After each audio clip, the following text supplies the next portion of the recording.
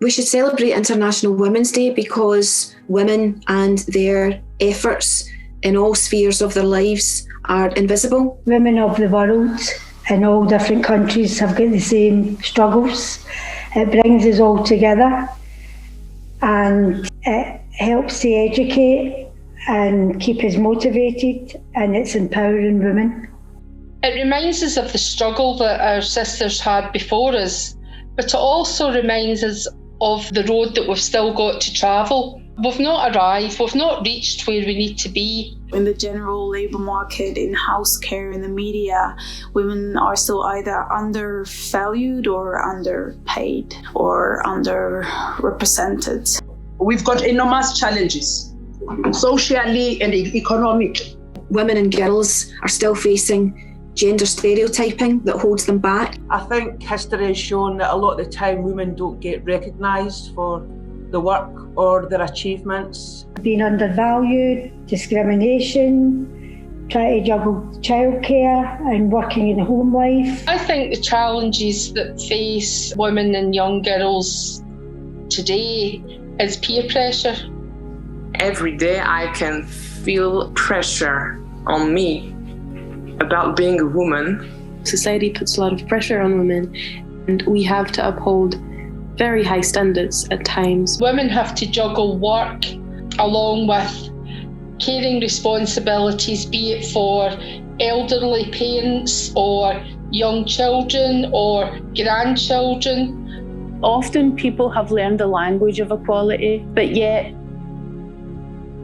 in terms of women's pay and women's experience, that doesn't improve that much. And certainly I think if you look internationally, that is a very common experience. Women in South Africa in particular, from working class societies, are actually still facing huge challenges. Issues of education, issues of access to health, your basic needs such as electricity, such as water, provision of water, such as sanitation, that women don't have optimum access to these services. Something that happened because of the pandemic is once we were able to go out again, we noticed that sexual harassment would happen more often. I think this year, due to the COVID pandemic, it's even more important that we make a strong stand on International Women's Day. Since the pandemic and its economic failures are having a regressive effect on gender equality. We want to see a world that respects, a world that recognizes, a world that values women. As women, we are often the centre of our families' and communities' lives, that people value us because they depend on us, and that carries with it a great deal of power. And if I've ever seen an example of that, it was during the equal pay strike in Glasgow. For the women who had been so unfairly treated by Glasgow City Council in terms of pay for a long time. The inequalities that they were facing with pay, they had been fighting for years for these inequalities, and nobody was listening. They thought they would go away, but these women are strong. It was a tremendously powerful thing to be able to do that and to watch our movement of women workers grow.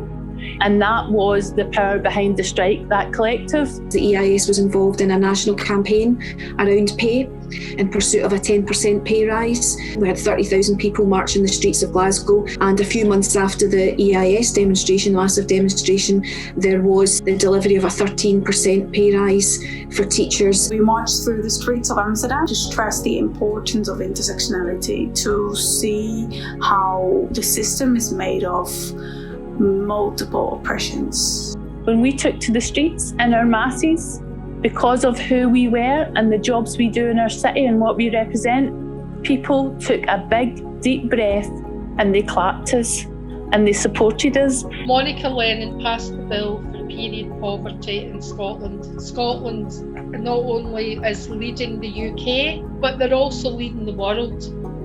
Unions organised us and helped us campaign for equal pay, equal jobs, holidays, childcare, maternity leave, all these benefits. So trade unions, they need women's voices. Collectively, we're so much stronger. It's the only way that we're ever going to achieve all the goals that we've got. We can't do it on our own. We've got to do it collectively. Women should join a union to have a voice for protection and support, to eradicate inequalities, for collective bargaining, for better terms and conditions. So every woman in Scotland should be a member of a union, but don't just be a member. Use the union, use your union as a tool to make the changes that you think women deserve in Scotland. I choose to challenge poverty.